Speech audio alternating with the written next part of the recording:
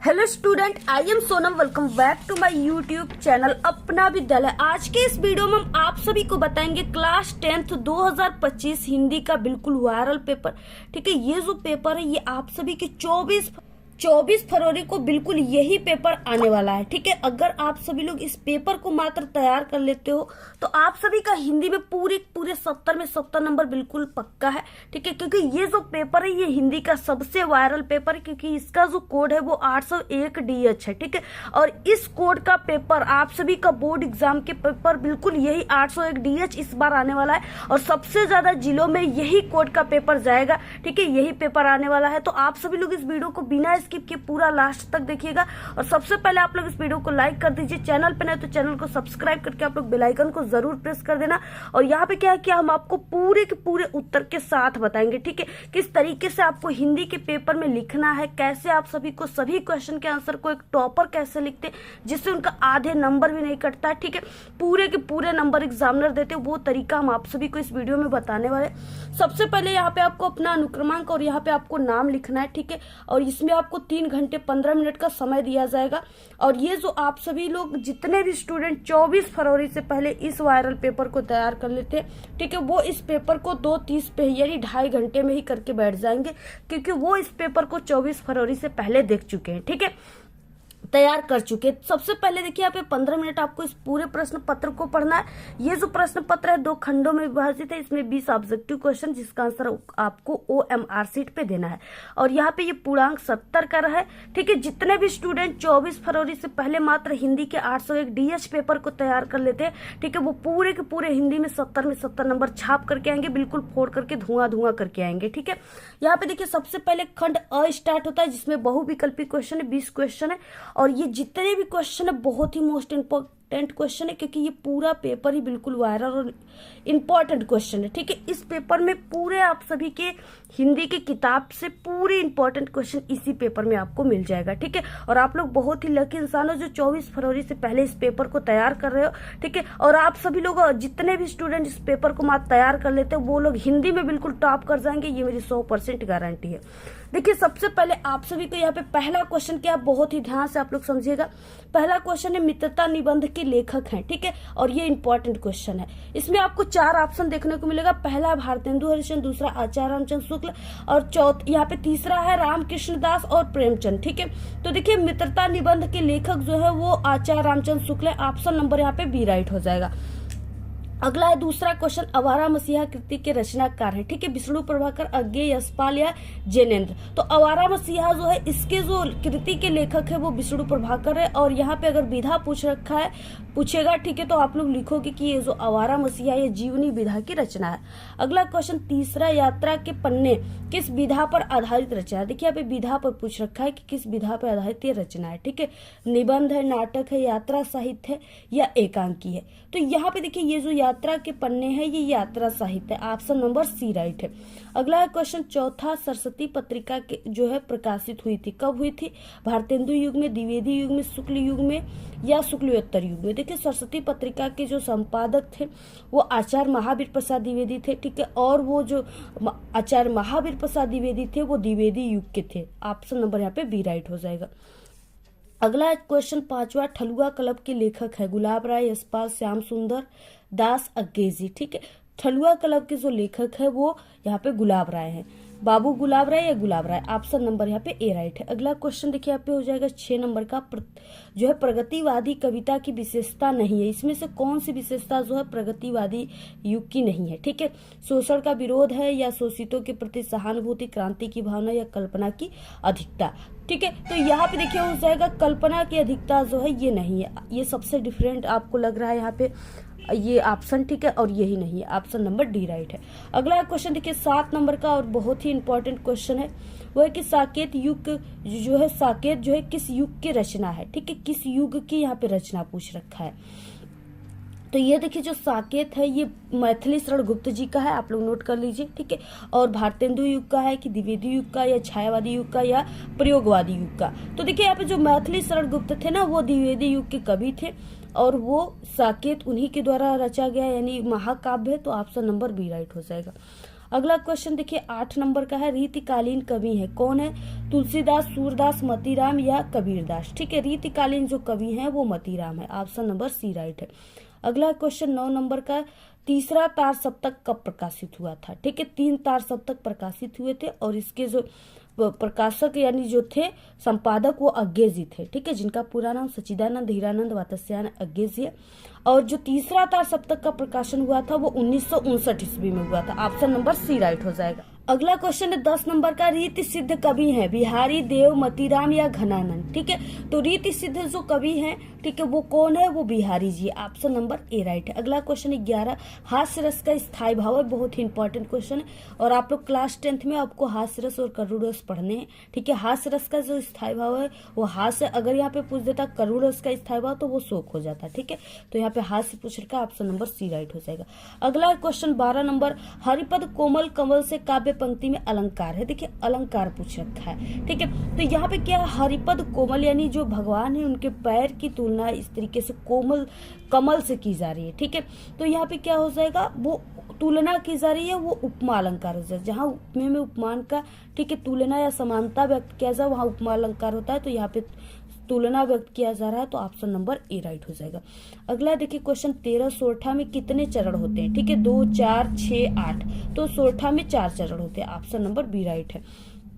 अगला क्वेश्चन यहाँ पे 14, अमर शब्द में उपसर्ग जुड़ा हुआ है। देखिए उपसर्ग पूछ रखा है, शब्द दिया है अमर, आगे कौन सा लगा हुआ है? अ लगा हुआ है। ठीक है, यही इसका उपसर्ग हो गया, तो यहाँ पे ऑप्शन नंबर ए राइट हो गया। अगला क्वेश्चन है देखिए 15, तम का विभक्ति और वचन है। तम का विभक्ति और वचन क्या हो जाएगा? ठीक है, तो वो द्वितीय विभक्ति एक वचन हो जाएगा, ऑप्शन नंबर डी राइट है। अगला क्वेश्चन है 16, उत्थान पतन में समास है। देखिए यहाँ पे देखिए डैश का चिन्ह लगा हुआ है ना, आप लोग देख सकते हो यहाँ पे डैश का चिन्ह लगा हुआ है।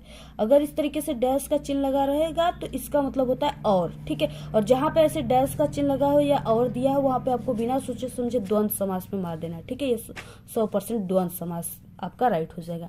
अगला क्वेश्चन देखिए 17 है कि गृह शब्द का पर्यायवाची शब्द है।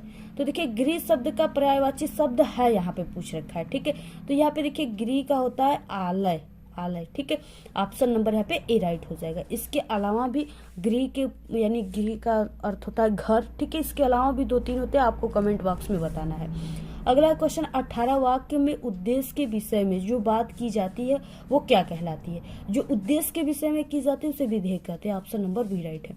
अगला 19 नंबर का क्वेश्चन, रोहन नहीं सोता, वाक्य का भाववाच्य में परिवर्तन होगा। ठीक है, तो देखिए रोहन से सोया ही नहीं जाता, जिससे नींद आएगी वो क्यों नहीं सोएगा, लेकिन सोया ही नहीं जाता उसको, तो ऑप्शन नंबर बी राइट है। अगला है क्वेश्चन 20, हम तुम तो इतना भी नहीं जानते, यानी हम तुम तो, ठीक है, हम तुम तो इतना भी नहीं जानते कि कुटुंब का पालन कैसे किया जाता है। रेखांकित पद का परिचय है। ठीक है, रेखांकित पद का जो परिचय है वो हो जाएगा अव्यय और निपात, ऑप्शन नंबर यहाँ पे सी राइट है। तो इस तरीके से 20 ऑब्जेक्टिव क्वेश्चन थे जो बहुत ही इंपॉर्टेंट है, आप लोग इसको पूरा तैयार कर लो। 20 नंबर यहाँ से आपका बिल्कुल पक्का है। अब यहाँ से देखिए खंड ब स्टार्ट होता है जिसमें वर्णनात्मक प्रश्न है और ये क्वेश्चन आप सभी के पेपर में टोटल 6 नंबर के आते हैं। ठीक है, अब देखिए आप सभी को किस तरीके से यहाँ पे दिया हुआ है सबसे पहले, और आपको कैसे इसका आंसर लिखना स्टार्ट करना है, कैसे टॉपर करते हैं, कैसे लिखने पर एग्जामिनर खुश होकर आपको पूरे नंबर देते हैं। देखिए आप सबसे पहले 21 नंबर का क्वेश्चन दिया है कि निम्नलिखित गद्यांश पे आधार दिए गए प्रश्नों के उत्तर आप सभी को देना है। ठीक है, यानी ये जो यहाँ पे 2 गद्यांश आपको देखने को मिलेगा और अथवा दिया रहेगा, किसी दोनों में से किसी एक के 3 क्वेश्चन के आंसर को आपको देना है। ठीक है, यहाँ पे 3 क्वेश्चन दिए हैं, पर क्वेश्चन इस तरीके से 2-2 नंबर के हैं। तो यहाँ पे देखिए क्या है कि हिंदी में जो है प्रगतिशील साहित्य का निर्माण हो रहा है, उसके जो निर्माता है वो ये समझ रहे हैं कि उनके, ठीक है, साहित्य में भविष्य का गौरव निहित है, पर कुछ ही समय के बाद उनका ये साहित्य भी अतीत का स्मारक हो जाएगा और आज तो तरुण है, वहीं वृद्ध होकर अतीत के गौरव का स्वप्न देखेंगे। उनके स्थान में तरुणों का फिर दूसरा दल आ जाएगा जो भविष्य का स्वप्न देखेगा। ठीक है, दोनों के ही जो स्वप्न है वो सुखद होते हैं क्योंकि दूर के ढोल सुहावने होते हैं। तो आपको देखिए सबसे पहले इस क्वेश्चन में दिया है कि उपर्युक्त गद्यांश का आपको संदर्भ लिखना है। ठीक है, सबसे पहले आपको कॉपी के सबसे ऊपरी सिरे पर खंड ब लिखना है, वर्णनात्मक प्रश्न लिखना है। ठीक है, तो यहाँ पे खंड ब हो जाएगा, वर्णनात्मक प्रश्न हो जाएगा। उसके बाद यहाँ पे 21 नंबर का क्वेश्चन है तो प्रश्नोत्तर संख्या 21 लिख देना है। उसके बाद ये गद्यांश है तो आपको आगे के 2 वर्ड गद्य लिख देना है ऐसे। ठीक है, उसके बाद आगे के 2 वर्ड हिंदी और उसके बाद डैश डैश सुहावने होते हैं। ठीक है, ऐसे आपको लिख देना है जैसे हमने यहाँ पे लिखा है। पहला क्वेश्चन क्या है, संदर्भ लिखने के लिए आपको पहले नंबर के क्वेश्चन में संदर्भ लिखने के बाद अब देखिए कैसे आपको लिखना है। ठीक है, और यहाँ पे देखिए प्रस्तुत गद्यांश हमारी पाठ्य पुस्तक हिंदी, और आपको ब्लैक पेन से कामा के अंदर लिखना है कि गद्य खंड में संकलित क्या लिखूं, और पाठ के नाम को भी ब्लैक पेन से कामा के अंदर नामक पाठ से लिया गया है या शीर्षक से लिया गया है।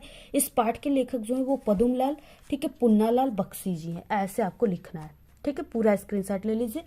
हमारे चैनल पे हिंदी के पेपर में आने वाले सभी टॉपिक में, ठीक है, किस तरीके से टॉपर लिखते हैं, लिखने के सभी ट्रिक बताए गए हैं, जैसे गद्यांश, पद्यांश, संस्कृत के गद्यांश, पद्यांश, श्लोक, निबंध लेखन, पत्र लेखन, सब बताया गया है। आप लोग चैनल पे विजिट करके देख लीजिए। ठीक है, सभी वीडियो अपलोड हो चुके हैं।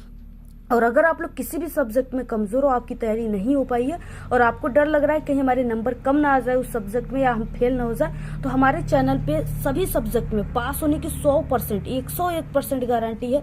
आप लोग उस ट्रिक से पास हो जाओगे, बिल्कुल ओरिजिनल ट्रस्टेड, ठीक है, ट्रिक अपलोड है। इसी वीडियो के लास्ट में आपको 4 प्लेलिस्ट मिल जाएंगे।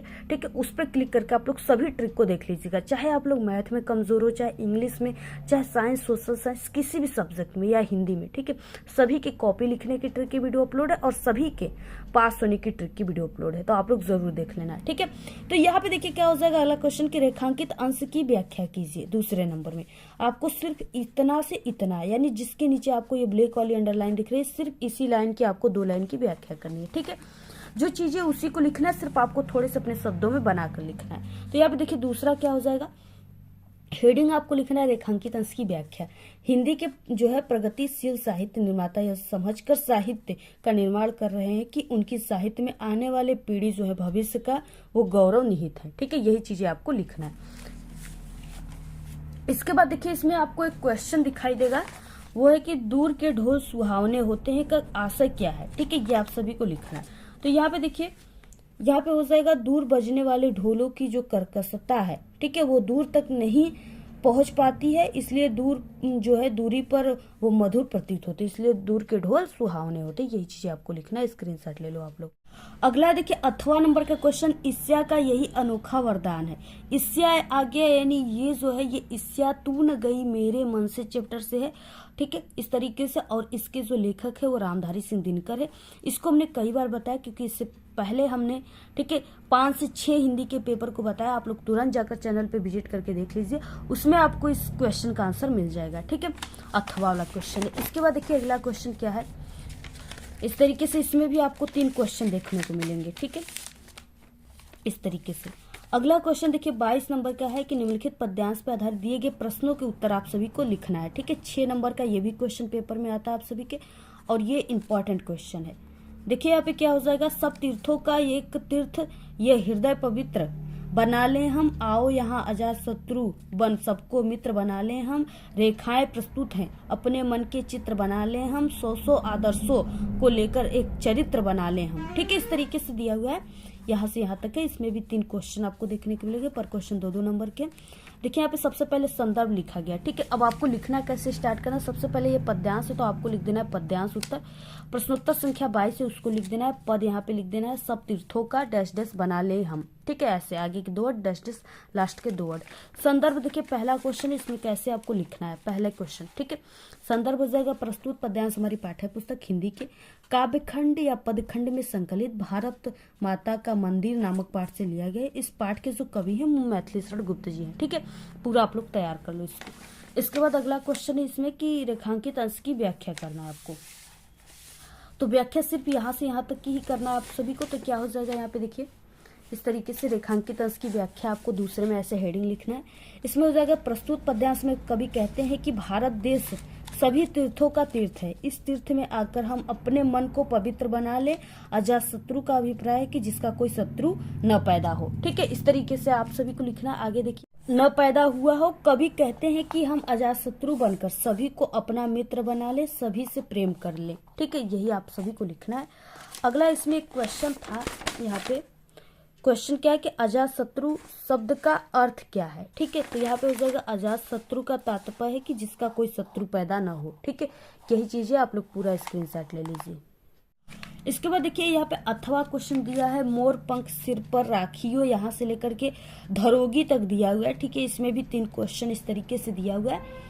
तो ये जो है ये आप सभी के यानी सवाया पाठ से लिया गया, इसके लेखक रसखान है। ठीक है, ये किस पाठ से लिया गया? सवाया, और इसके लेखक जो है वो रसखान है। तो आप लोग इसको भी तैयार कर लीजिएगा, ये भी इंपॉर्टेंट क्वेश्चन है। इसके बाद देखिए अगला 23 नंबर का क्वेश्चन है, निम्नलिखित संस्कृत गद्यावलियों में से किसी एक अवतरण का आपको संदर्भ सहित हिंदी अनुवाद करना है। ठीक है, तो यहाँ पे 2 नंबर आपको संदर्भ पे, 3 नंबर अनुवाद पे, टोटल 5 नंबर का क्वेश्चन है।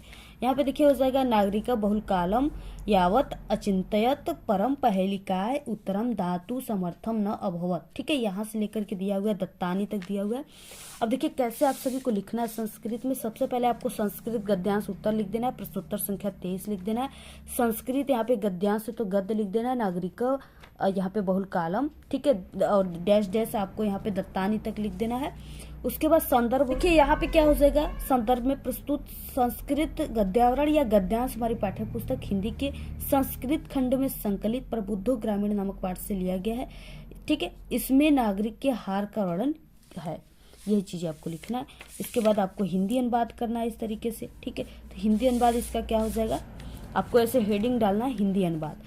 नागरिक ने बहुत समय तक सोचा परंतु वो पहेली का उत्तर देने में समर्थ न हुआ। ठीक है, इसलिए उस ग्रामीण से कहा कि मैं इस पहेली का उत्तर नहीं जानता। ये सुनकर ग्रामीण ने कहा, यदि आप उत्तर नहीं जानते तो दीजिए 10 रुपए। इसलिए मुरझाए हुए मुख वाले नागरिक ने शर्त के अनुसार 10 रुपए, ठीक है, ग्रामीणों को दिया। तो इस तरीके से आप सभी को लिखना है, पूरा आप लोग स्क्रीनशॉट ले लो, इतना ही लिखना है। अगर इतना लिखते हो तो पूरे आपको 5 नंबर मिलेंगे। इस तरीके से लिखेंगे तभी मिलेंगे। पिछले 5 सालों से हम बोर्ड एग्जाम की पेपर भी बनाते, बोर्ड एग्जाम की कॉपियां भी चेक करते और एक टॉपर भी थे। ठीक है, इसलिए जो हम आपको एक्सपीरियंस के साथ बता रहे, ये सबसे असली तरीका है। पूरे यूट्यूब पर जो बना रहे हैं ना, 10 पास करके 12 पास करके आपको पढ़ा रहे हैं, वो लोग कभी भी आपको ये तरीका नहीं बता पाएंगे। ठीक है, जो असली तरीका है वो आपको हमारे यूट्यूब चैनल पे मिलेगा, अपना विद्यालय यूट्यूब चैनल, जो कि सबसे पहले का यूट्यूब चैनल है और सबसे गारंटी वाला चैनल है। ठीक है, हमारे चैनल से पढ़ने वाले ही स्टूडेंट हर साल प्रदेश टॉपर बनते हैं। ठीक है, अगर आप लोग भी यूपी टॉपर बनना चाहते हो, टॉपर बनना चाहते हो, ठीक है, तो आप लोग हमारे चैनल को सब्सक्राइब कर लो। सभी ट्रिक और टिप्स आप सभी लोग देखो। ठीक है, हमारे चैनल से पढ़ोगे तभी आप लोग टॉपर बनोगे, 98% 96% लाओगे। ठीक है, क्योंकि जितने भी बता रहे क्वेश्चन पेपर सभी बिल्कुल वायरल पेपर क्वेश्चन है। हमारे ही पेपर से सभी क्वेश्चन हर साल आते हैं, इस बार भी 100% आएंगे। अथवा में देखिए यहाँ पे दिया है, वाराणसी सुविख्यात प्राचीन नगरी, यहाँ से लेकर के बहु प्रशंसनीय तक दिया हुआ है। ठीक है, तो ये जो है ये तो वाराणसी पाठ से ही लिया गया, क्योंकि यहाँ पे वाराणसी देखिए आप सभी लोग देख रहे हो हिंट्स में। ठीक है, यहाँ पे वाराणसी पाठ से ही लिया गया है। इसको हमने कई बार बताया, इससे पहले जो हिंदी के पेपर हमने बताया उसको आप लोग चैनल पे विजिट करके देख लीजिए, सब पेपर अपलोड हो गया है। आप लोग थोड़ा यानी आप लोग 5-6 मिनट ही देखिए, लेकिन जरूर सभी पेपर को एक बार देख लो। 100% सभी क्वेश्चन पेपर से ही आने वाले हमारे। 24 नंबर का क्वेश्चन है, निम्नलिखित संस्कृत पद्यांशों में से किसी एक का आपको संदर्भ सहित क्या करना है, हिंदी अनुवाद करना है। 2 नंबर आपको संदर्भ पे, 3 नंबर आप सभी को हिंदी अनुवाद पे मिलेंगे। ठीक है, अब देखिए आप सभी को किस तरीके से लिखना है यहाँ पे।